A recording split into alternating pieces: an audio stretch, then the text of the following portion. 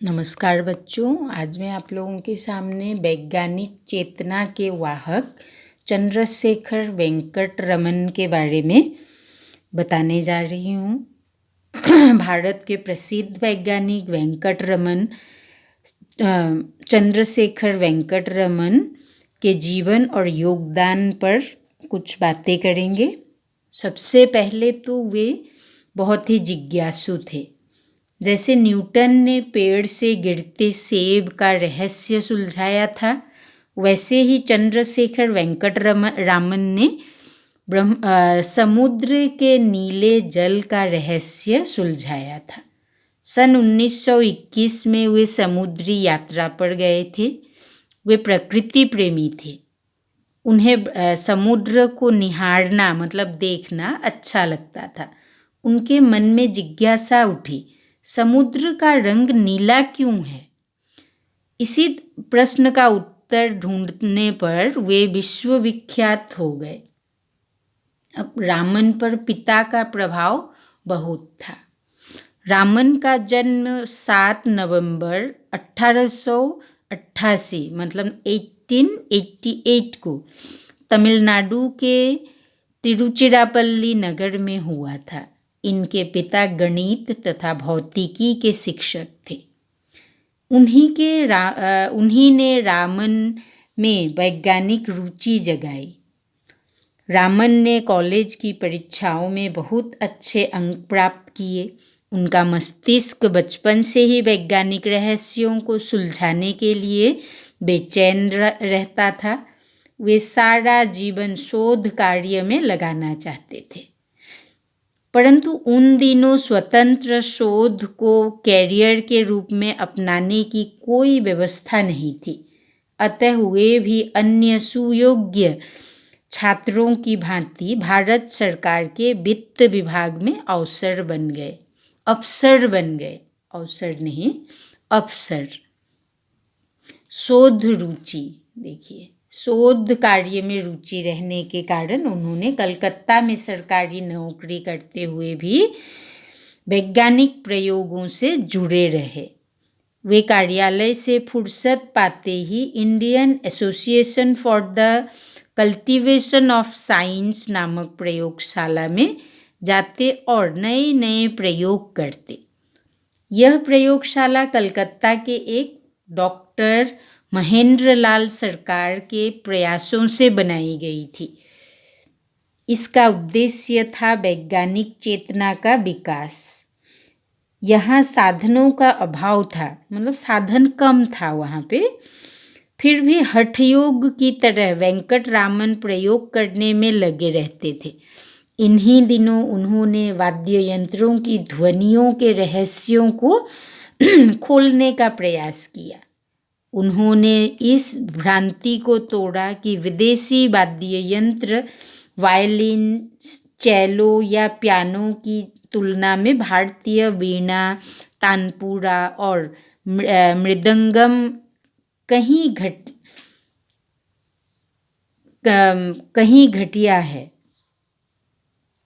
मतलब लोगों के मन में यही आस्था बनी हुई थी, विश्वास था कि बाहर के जो विदेशी वाद्य यंत्र हैं वे अच्छे हैं और भारतीय वाद्य यंत्र खराब है, ऐसा।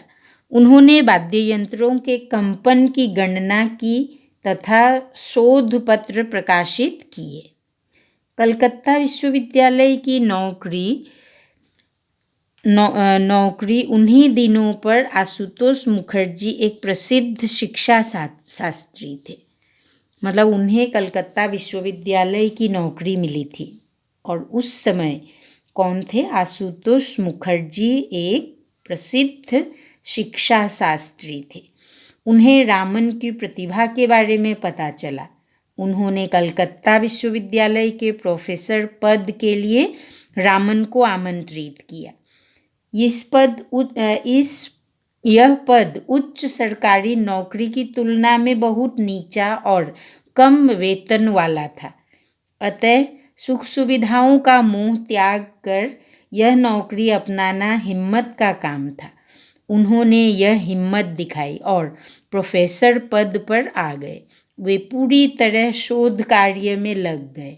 4 साल बाद 1921 में समुद्र यात्रा के दौरान उन्होंने समुद्र के नीले रंग की वजह खोज निकाली। इसे रामन प्रभाव की खोज के रूप में प्रसिद्धि मिली। प्रकाश की किरणों का प्रभाव।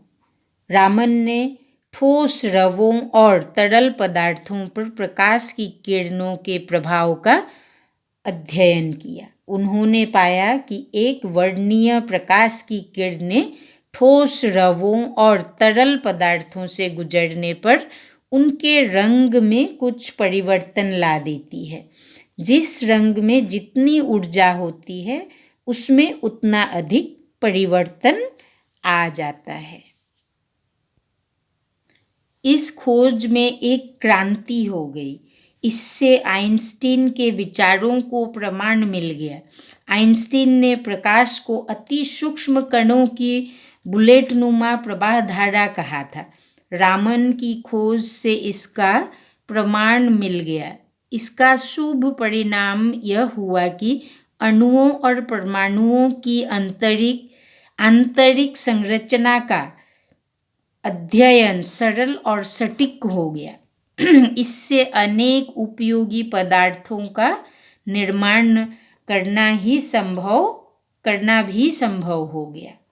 अब रामन प्रभाव की खोज ने रामन को विश्व प्रसिद्ध वैज्ञानिकों की श्रेणी में ला खड़ा किया। उन्हें मिलने वाले पुरस्कारों की झड़ी लग गई।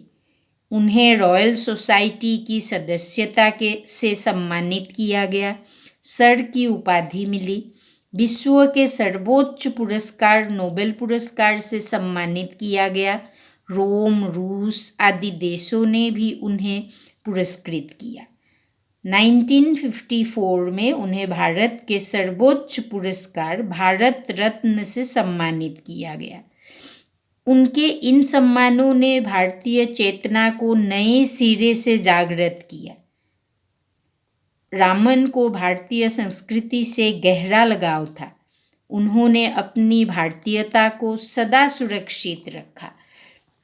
दक्षिण भारतीय पहनावे को उन्होंने नहीं छोड़ा। वे शाकाहारी थे, मदिरा से दूर थे। नोबेल पुरस्कार लेने पहुँचे तो भी उन्होंने अल्कोहल पीने से मना कर दिया। रामन में वैज्ञानिक दृष्टि के साथ साथ राष्ट्रीय चेतना भी प्रखर थी। उन्होंने स्वतंत्र भारत में अत्यंत उन्नत प्रयोगशाला स्थापित की जिसे रामन रिसर्च इंस्टीट्यूट नाम से जाना जाता है। उन्होंने इंडियन जर्नल ऑफ फिजिक्स नामक शोध पत्रिका आरंभ की तथा सैकड़ों शोध छात्रों का मार्गदर्शन किया।